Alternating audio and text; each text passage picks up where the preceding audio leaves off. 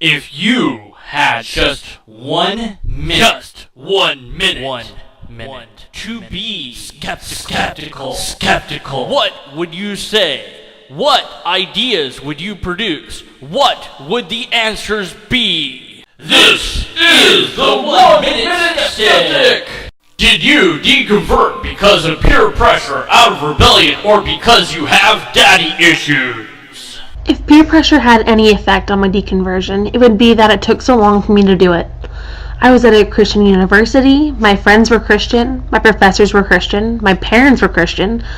There was only one person in my life who wasn't a Christian, and I didn't talk to him about my doubts or thoughts on Christianity because I knew how he felt and I wanted to think through it on my own. As for rebellion, I don't see my deconversion as being rebellious at all. My dad always encouraged me to ask questions, stand up for what I believe in, make decisions for myself, and to follow the evidence. He just also taught me that the evidence would lead to Christianity. In high school, I was having some trouble making a couple of things about my faith make sense. So I asked him, how can both of these be true? And he said that I need to come up with a decision for myself. And he couldn't make that for me. 4 or so years later, I did come to my own decision. So to me, it looks like I've done exactly as I was taught and told to do. Lastly, before my deconversion, I was very close with my dad, both my parents actually.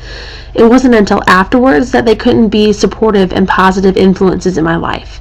So if I do have daddy issues, they didn't develop until after I left Christianity. So there really isn't anything to blame my deconversion on. It wasn't peer pressure, rebellion, or daddy issues. Christianity just truly stopped making sense to me. Specifically, the ideas of sin and that the God of the Old Testament could even remotely be called moral.